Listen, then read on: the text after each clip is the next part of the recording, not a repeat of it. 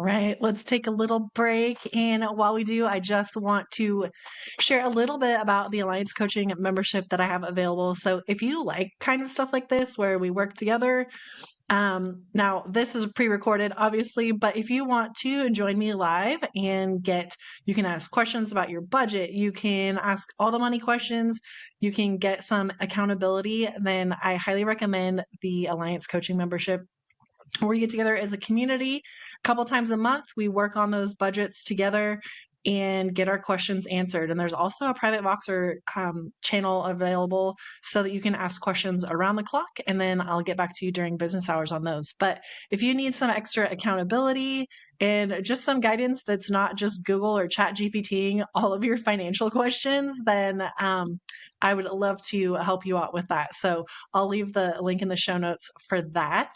But how did it go? How was it working on your budget? Did you get some of those categories cleaned up? Did you see, like, okay, maybe I didn't need all of those things, all those subscriptions, or maybe you know what, I haven't had that insurance company in like years, but it's been still on your budget. You know what? Sometimes cleaning those up and just creating, like, removing that clutter is great. Is there something that wasn't on there that you should have added? Also a good thing to keep in mind. So, want to point out another thing. If you love podcasts, I have a podcast called the Debt Rebel Podcast, and there's new episodes of that every Tuesday. Those are also uploaded to YouTube here, so you can listen there if you would like. And I talk about all types of money topics, but obviously budgeting and debt elimination are my absolute favorites because I feel like there's not a lot of that around. So that's available for you too. So I wanted to share a quick, okay, one more win, because this is super exciting and this could definitely be, no, I'm not going to share that today. So, all right. That kind of wraps up this video for today, and make sure to check out some of the other ones. If you're like, hey, I need some more time, you can go back and rewind this and listen to it again and just follow along. But no, I'm here for you. I'm cheering you on. Celebrate the small wins and remember it's progress over perfection, because we don't, being perfect is not for us. So that's for someone else. We are just showing up, doing the best we can, and making sure that our budget aligns with what matters most to us. So we'll see you in the next video.